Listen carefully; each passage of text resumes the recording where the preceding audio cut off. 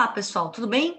Eu sou a Milena, eu sou enfermeira, sou mestre em enfermagem e a gente vai conversar um pouquinho sobre o módulo 3 de vocês, que se chama Organização da Unidade de Terapia Intensiva.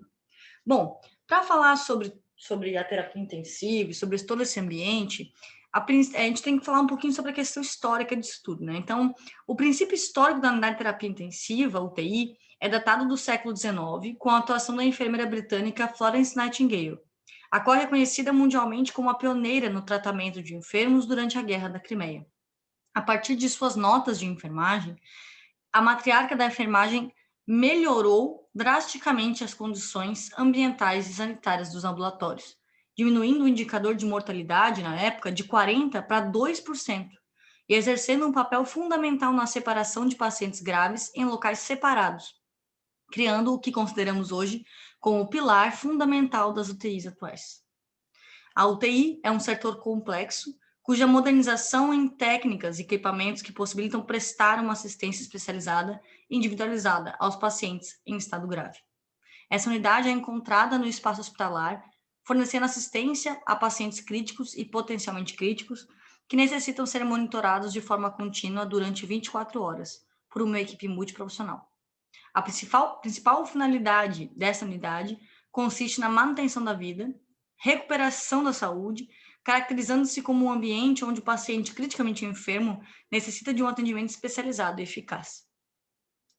Então, quando a gente pensa dentro disso, a gente começa a refletir que, além disso tudo, a UTI ela se difere das outras unidades porque ela tem um espaço físico que se torna possível uma assistência e a observação do paciente de maneira ininterrupta.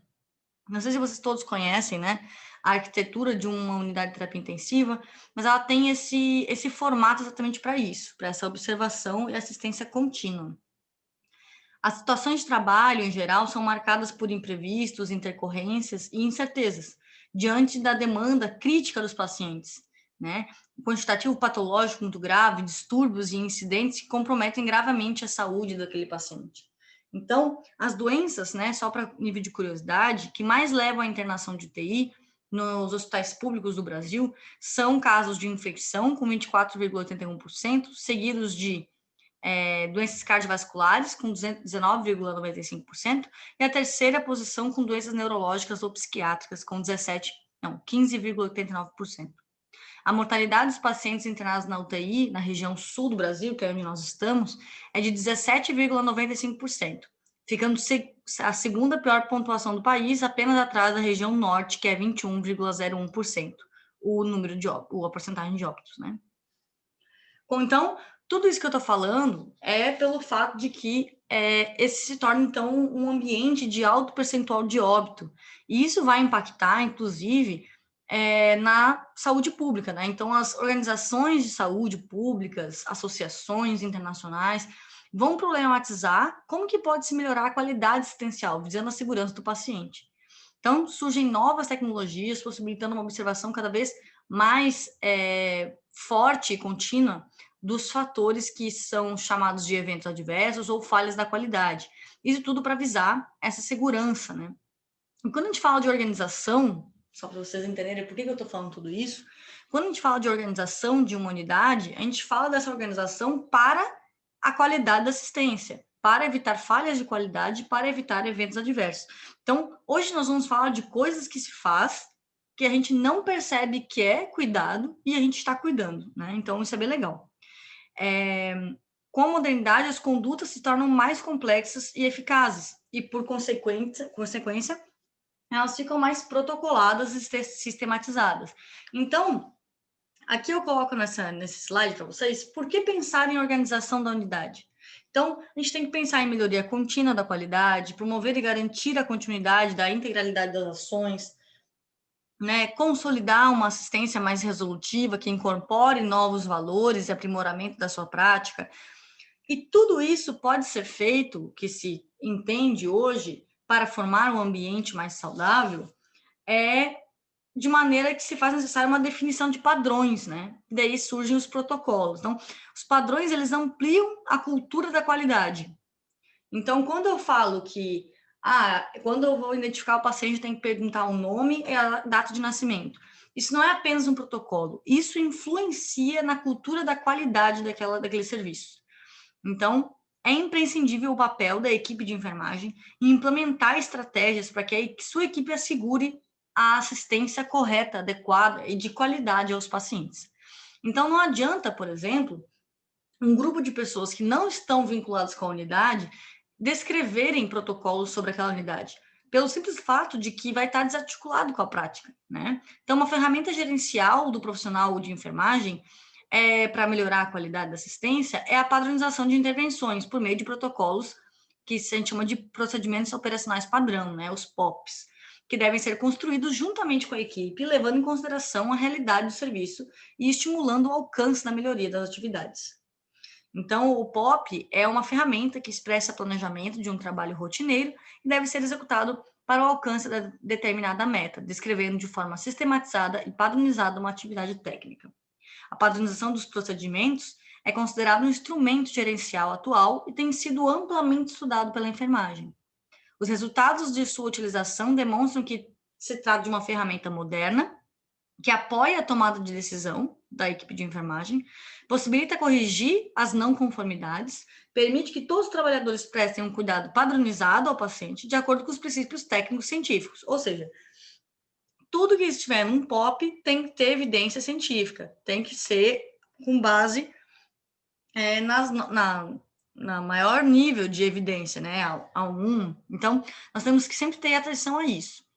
E é necessário para que um POP seja inteiramente aplicado numa unidade, é necessário que ele seja, então, educado, né? As pessoas entendam ele para proporcionar uma satisfação para a equipe. Se você fizer apenas um protocolo e falar que ele tem que ser implementado, mas não educa a equipe vai ficar insatisfeita, né?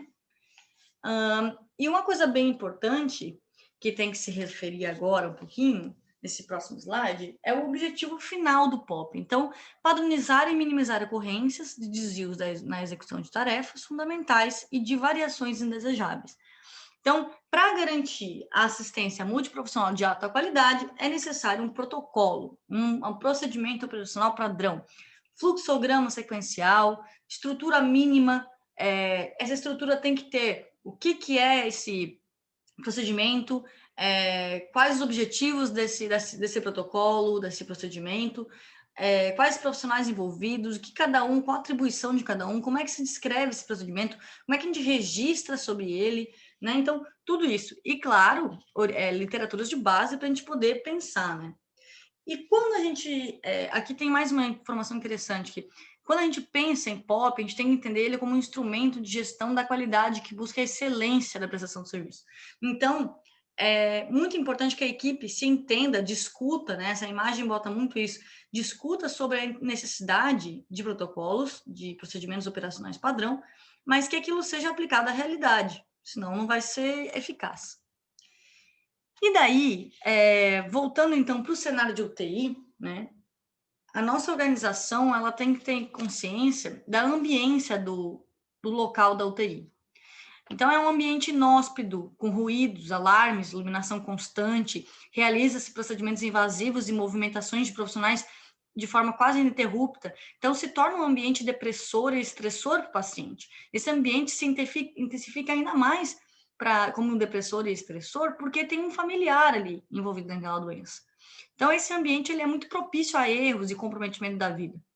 Há evidências, inclusive, que para realizar um cuidado correto numa UTI, pelo fator de ambiência, é necessário que você tente promover relações interpessoais mais harmônicas. Então, evitar conflito entre equipe, evitar conflito com a família, né, com o paciente, evitar promover um ambiente mais saudável. Então, o ambiente de UTI, ele precisa ser favorável e acolhedor, né? Para aquela família, para aquele profissional, para o gestor, para qualquer integrante que estiver dentro daquela UTI. Então, o ambiente de UTI, ele envolve uma organização do espaço que precisa ser estruturalmente bem organizado, para que seja possível prestar uma assistência necessária e adequada ao paciente. Inclusive, no que se diz respeito à atuação em relação ao corpo funcional, para evitar a perda de tempo da equipe, otimiza o cuidado. Então, vamos dar exemplo disso, né? Quando a gente tem uma noção de organização, de ambiência de UTI, a gente começa a botar à disposição dos móveis adequadamente, equipamentos e materiais necessários, identificação das gavetas, para não ficar naquela dúvida de onde está o material, evitar que falte o material, então, visualização rápida, mas também que não acabe aquele material na gaveta, é preciso repor. Então, tem que ter tudo à sua mão mais fácil, já que é um local que tem muita criticidade, um ambiente muito crítico, né?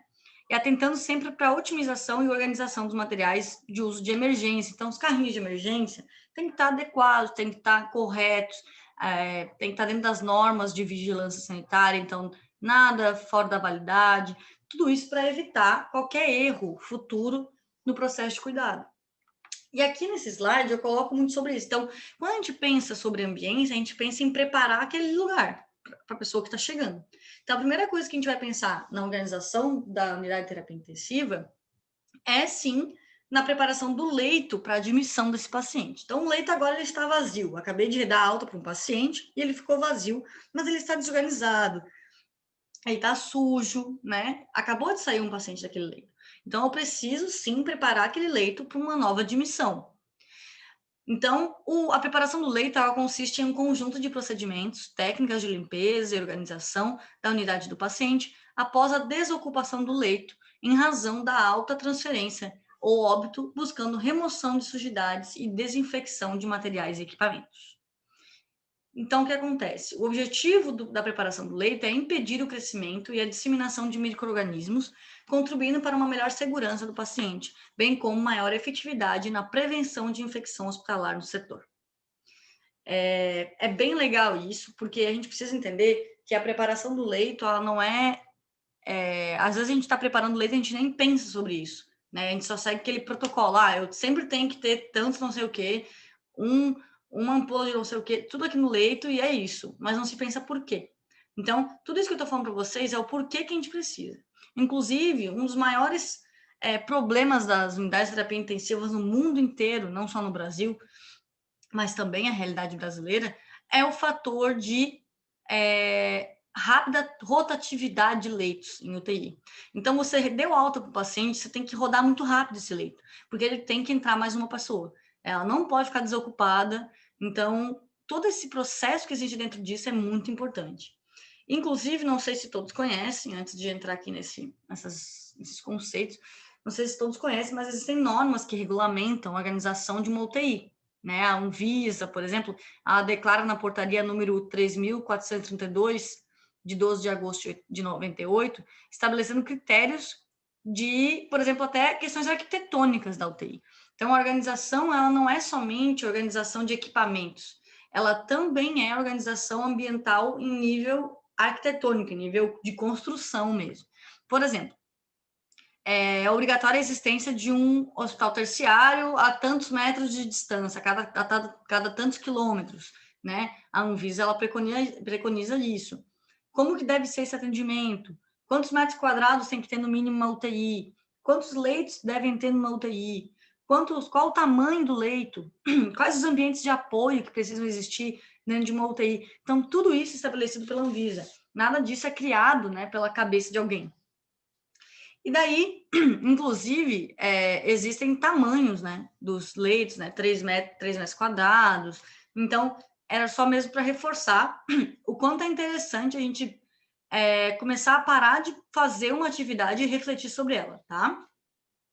Agora vamos falar, então, sobre como que a gente faz para higienizar esse leito. Vamos limpar esse leito. Então, a limpeza Vamos relembrar alguns conceitos.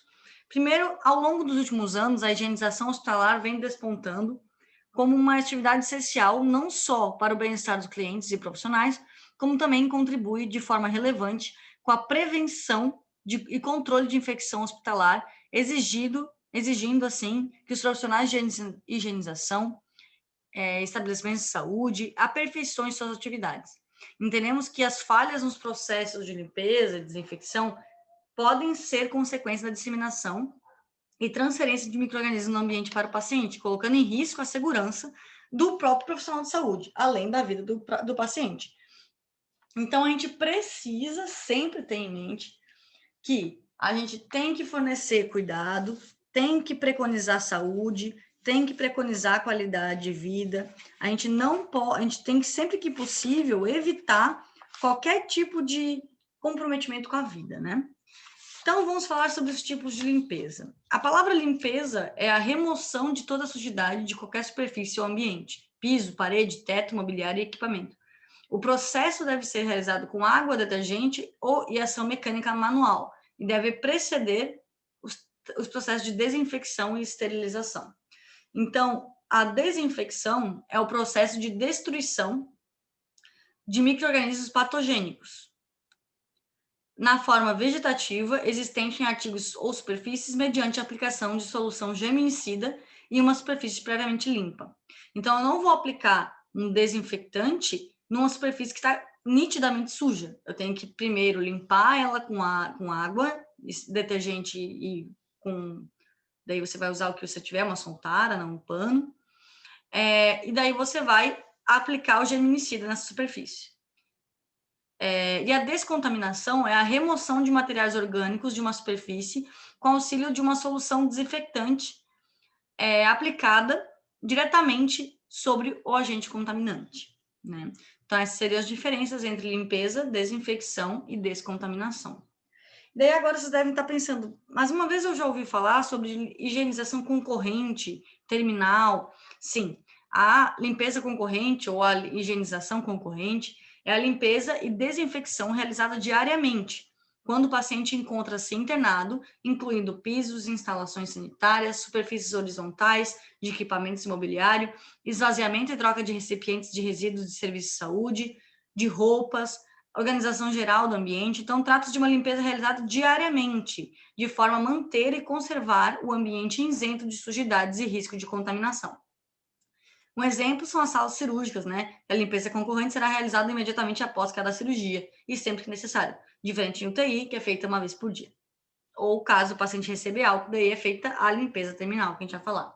Existe entre essas duas a higienização ou limpeza imediata, que é a limpeza e desinfecção realizada quando há presença de sujidade ou material orgânico sempre que necessário. Então, se tiver sangue na minha bancada, eu não vou esperar vir o horário da limpeza concorrente para limparem. Eu vou limpar. Isso chama limpeza imediata, higienização imediata. E a limpeza ou higienização terminal é a limpeza e ou desinfecção ambiental que abrange pisos, paredes, equipamentos mobiliários, inclusive mesas de exame, colchões, janelas, vidros, portas, grades de ar-condicionado, luminária, teto, todas as superfícies externas e internas. Em unidades de internação, por exemplo, a limpeza terminal é realizada após a alta, transferência ou óbito, ou em períodos programados. Nas salas cirúrgicas, a desinfecção terminal será realizada ao término de uma programação cirúrgica diária. Então, eu vou fazer uma limpeza terminal quando meu paciente de UTI for a óbito ou quando ele receber alta.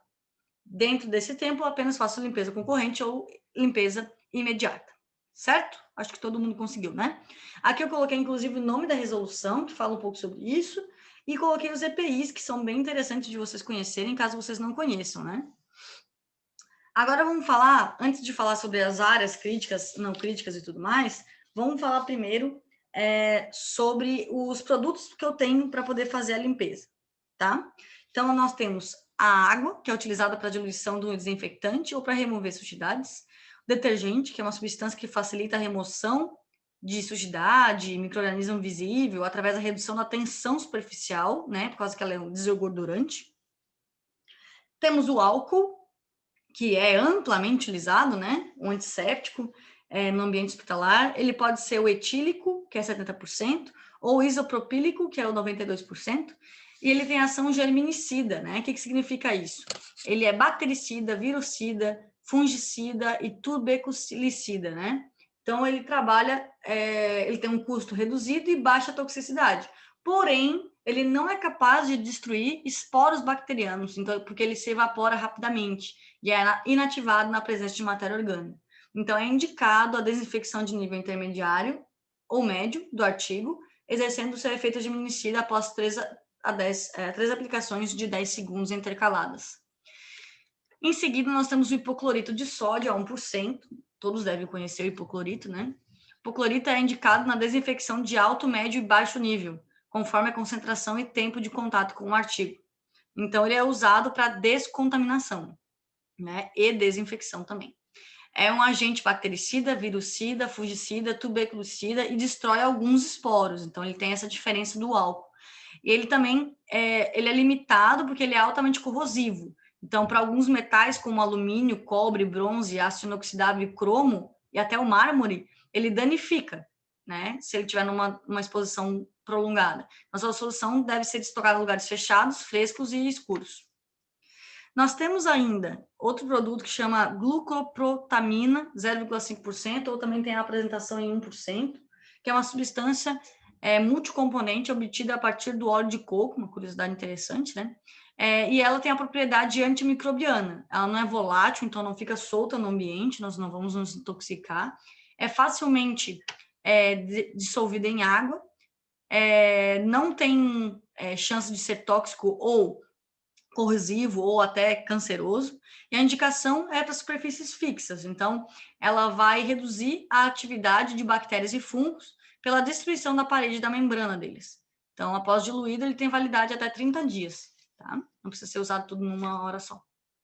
E por último, substância que eu gostaria de mencionar para vocês é a biguanida polimérica 3,5%, acrescentado de quaternário de amônia, de 5,2%.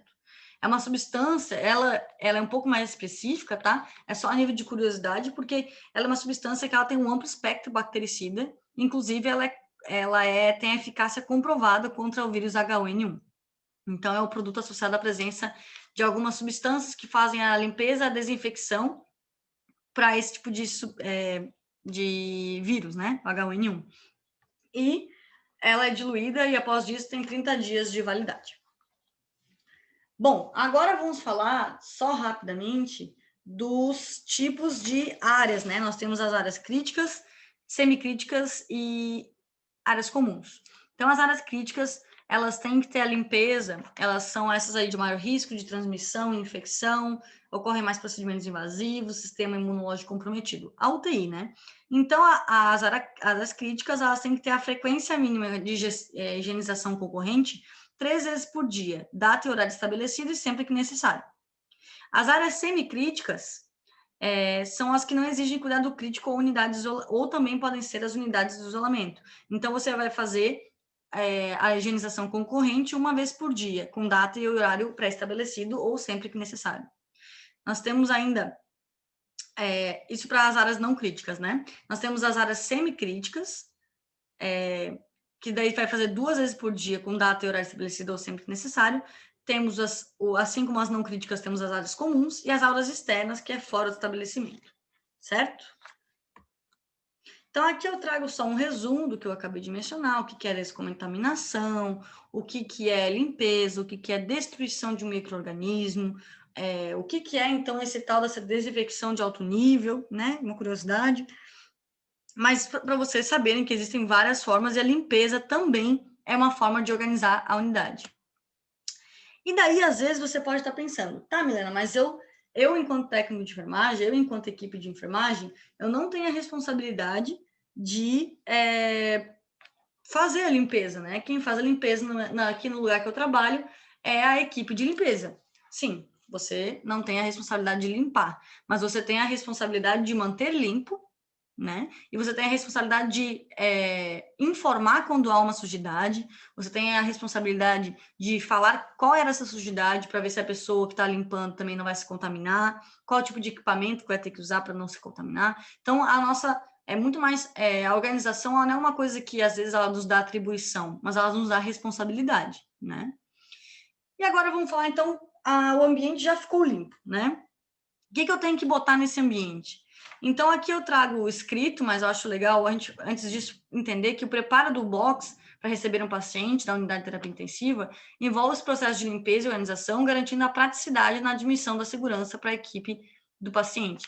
Os materiais que necessitam são, então, esse painel de gases, né? Tem que estar correto, tem que estar testado, você tem que ter certeza que ele tem todas as entradas de oxigênio, ar comprimido e vácuo, né?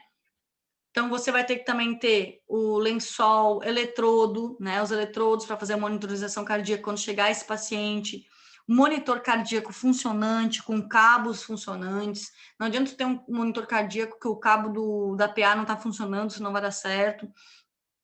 Ter também impressão não invasiva, ou seja, o esfigmo, né, apropriado para o monitor, também o oxímetro apropriado para o monitor, todo o material respiratório, látex, vácuo, né, tudo certinho. Tu não precisa estar com eles já instalados, mas tudo já sabendo onde está esse material também é importante, né, para ficar correta a nossa régua ali, nosso painel de gases.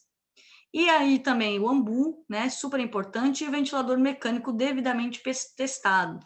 Então, essa parte de monitor multiparâmetros, a gente vai falar um pouquinho mais propriamente dela, que eu acho legal. Mas, de qualquer forma, aqui são os materiais essenciais para você preparar um leito. Você não pode receber um paciente no UTI se você não tiver com a cama colocada, né, com lençol, é óbvio, não botei uma imagem, mas a cama pronta para receber e todo o material em volta dela pronto para receber essa pessoa. Né, o risco de óbito desse paciente que está vindo crítico da emergência, ou vindo crítico de uma unidade de internação, é muito alto. Então, a pergunta que não quer calar. O que acontece quando um paciente sai do leito? Né? Eu dei alta para o paciente, ele vai ser desocupado. O serviço dentro do hospital que você trabalha, de gestão de leitos, vai acionar a equipe de limpeza, que vai realizar a técnica de limpeza terminal do leito, sendo uma média de 30 minutos essa limpeza, mecânica geral. Então, ela vai limpar cama, piso, teto, parede e cortina, como eu já mencionei, com a aplicação de produtos específicos e padronizados pela infecção hospitalar do local que você trabalha. Então, em seguida, são necessários 30 minutos com o produto espalhado de molho em todo o espaço do leito para a respectiva cortina fechada. Em alguns hospitais tem esses produtos que precisam ficar ambiente fechado. Nos locais mais tecnológicos, né, nós já temos, então, produtos que se solta como vapor, assim, e vai limpando homogeneamente o local. Finalizado em 20 minutos para enxágue final, com retirada do produto em 10 minutos, a limpeza de equipamentos. Então, de forma geral, se fala na literatura que demora-se 1 hora e 30 minutos para desinfectar corretamente a limpeza, fazer corretamente a limpeza terminal de um leito de UTI, impossibilitando a admissão de pacientes durante esse intervalo. E daí a equipe de enfermagem realiza a limpeza de outros elementos, como a bomba de infusão, ventilador mecânico, mesa de cabeceira, suporte de soro, monitor cardíaco, oxímetro e outros equipamentos menores. Então, realiza-se a troca de equipamentos da régua, de gases, lembra que eu falei do vácuo, do látex, do kit de nebulização, umidificador, por equipamentos limpos. Tu não pode reutilizar o umidificador de um paciente para outro, né? E realiza a substituição do AMBU e todo o circuito de ventilação mecânica, bem como dispõe de um novo lençol de baixo e o lençol que atravessa, que a gente chama de móvel, deixando disponível a manta para cobrir o paciente, certo? Então, aí entra a gente, né? Entra a equipe de enfermagem. E só para finalizar, então, aqui sobre a parte de preparação de leito, a gente precisa ter ideia de que, para poder preparar um leito, nós temos que higienizar as mãos, nós temos que providenciar o material, nós temos que pegar os lençóis, toalhas, ligar monitor, colocar em modo espera, organizar os cabos de monitorização, de oxímetro, PNI, temperatura, eletrodos, pressão, se necessário, pressão invasiva, se necessário, providenciar 4, 5 bombas de infusão para medicamentos, ligá-los na rede elétrica. Nunca, se você tirou uma bomba do leito e botou para a espera de um novo paciente, deixa na rede elétrica, né? Não deixa descarregar. Providenciar uma bomba de infusão de dieta e ligá-la na rede elétrica, testar a rede de oxigênio, manter fluxômetro, umidificador de O2 intermediário de silicone, testar a rede de vácuo, manter a válvula reguladora, frasco de aspiração, intermediária de látex, testar e calibrar o ventilador mecânico, colocar de modo espera. Então, assegurar os volumes de fontes de oxigênio, considerando sempre os critérios corretos para o preparo de uma unidade, né? Inclusive, tem-se a ideia de que se você faz esse tipo de procedimento de forma adequada, você salva vidas, né? Na literatura é isso que traz. Então, vamos falar sobre a admissão do paciente na UTI. Então, nós já preparamos a equipe de limpeza, eu já dei alta para o paciente anterior, o paciente está vindo, então eu preciso limpar o leito, já foi limpado, fez uma limpeza terminal, essa limpeza terminal já foi finalizada, eu já arrumei todo o meu leito está pronto, está lindo para receber uma paciente. então agora eu vou recebê-lo. A admissão do paciente na UTI tem uma importância fundamental na fase em que ele quer cuidado especializado. Então, essa atenção ela visa prestar apoio aos pacientes críticos nas diversas clínicas com a ajuda de equipamentos e de pessoal treinado para realizar o tratamento.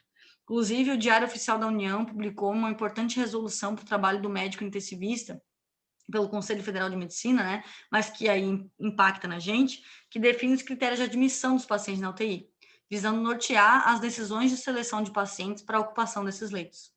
Os critérios baseados em princípios científicos e éticos foram elencados e deverão tornar-se a base dessas decisões. A regulamentação também colabora para a resolução de conflitos, né, que levam à judicialização e consequente possibilidade de interferência em tomada de decisões inapropriadas. Então, a decisão sobre a triagem desse paciente para UTI é um problema do dia a dia. Chega um paciente na emergência, ficam pedindo leito de UTI, mas não tem leito, como é que vai fazer, qual que é o critério? Então, para isso que funciona. Então, foram estabelecidos esses critérios pela Associação de Medicina Intensivista, né, não só brasileira, mas internacional também, e a resolução ela reafirma que a admissão do paciente na UTI é um ato, sim, profissional, que ele precisa estar habilitado para tomar essa decisão, ele conduz o processo conforme uma indicação correta. Então, quais são os critérios de elegibilidade? Paciente que necessita de intervenções de suporte à vida, com alta probabilidade de recuperação e sem nenhuma limitação de suporte terapêutico. Paciente que necessita de monitorização intensiva, pelo alto risco de precisarem de intervenção imediata e sem nenhuma limitação de suporte terapêutico.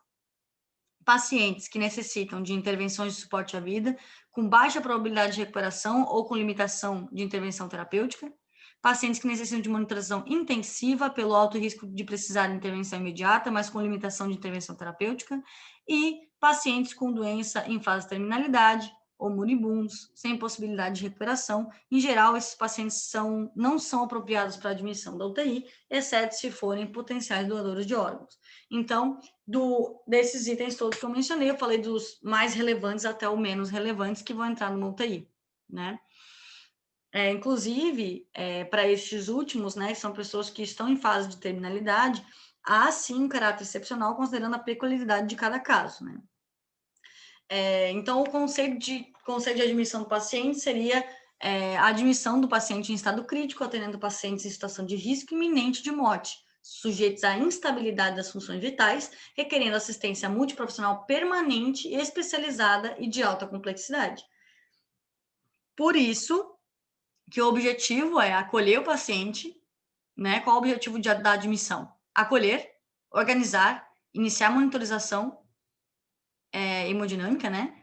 Neurológica, respiratória, identificar sinais vitais de chegada, realizar exames adicionais, como gasometria arterial, HGT e tudo. A gente vai falar sobre tudo isso que a gente vai fazer, tá? Mas, de qualquer forma, é só para vocês saberem que existem não somente... O paciente não chega na UTI como se ele fosse qualquer um, né? Ele tem critérios que ele tem que ser... Eles têm que ser encaixados. E a AMIB, né, que é a Associação Médica de Intensivismo, eles acreditam que a resolução que eles fizeram estabelece critérios de prioridade, bem como limita a tomada de decisão para nortear exatamente isso e otimizar a utilização de recursos disponíveis na terapia intensiva. Então, é muito importante o profissional bem capacitado para fazer esse tipo de julgamento. E os recursos necessários são a unidade pronta, o prontuário, os impressos de procedimentos, então folha de evolução, mapa, controle de infecção, ficha de protocolo, prevenção de lesão por pressão, ficha de avaliação de risco de queda, livro de registro de pacientes, ficha de controle de sinais vitais, balanço hídrico e relatório de enfermagem. Tudo isso são questões importantes para a gente poder ter recursos suficientes para admitir esse paciente. Então, o processo de admissão do paciente na UTI, ele acontece após o contato prévio com a unidade. Então, a unidade, seja a unidade de pronto atendimento, seja unidade de internação, seja até centro cirúrgico, vai ter que me informar quem é essa pessoa que está vindo para mim, porque a minha equipe tem que estar pronta para isso. Ele já está vindo com ventilação mecânica, o ventilador tem que estar certo. Então, tudo isso, né? Então, por que eu coloquei essa informação? Porque aqui, nessa longa escrita que eu coloquei, é tudo o que eu preciso fazer para admitir um paciente. Então, eu preciso preparar o material, lavar as mãos, verificar se a unidade está em ordem para receber, recepcionar o paciente agradavelmente, apresentar ele ao leito, no caso, o paciente consciente, né? Se ele estiver inconsciente e não me responder, eu devo me apresentar mesmo assim, só não preciso apresentar a unidade, né? Mas eu devo me apresentar e contar para ele sobre a rotina, inclusive.